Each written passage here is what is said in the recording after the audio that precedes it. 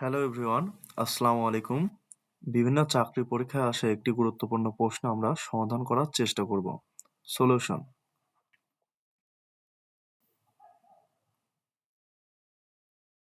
x plus 1/x equal to 2।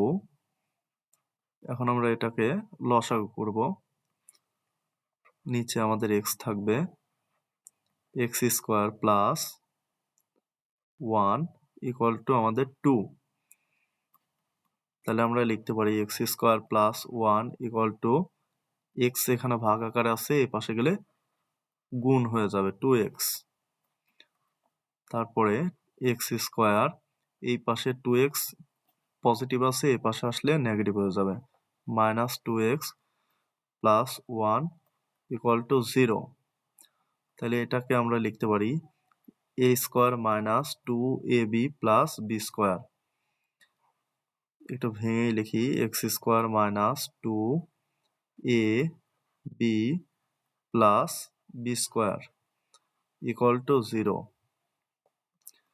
তাহলে আমরা এটা সূত্র লিখতে পারবো a মাইনাস b তার হোল স্কোয়ার equal to 0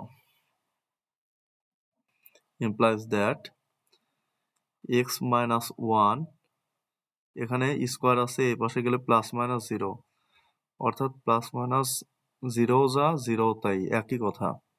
তাহলে আমরা লিখতে পারি x equal to 1, এ পাশে মাইনাস 1 আছে, এই পাশে গিয়ে প্লাস 1 হয়ে গেল। এখন x এর মান এই সমীকরণে বসায় দেব, x এর মান আমাদের মূল সমীকরণে বসিয়ে দিব। সুতরাং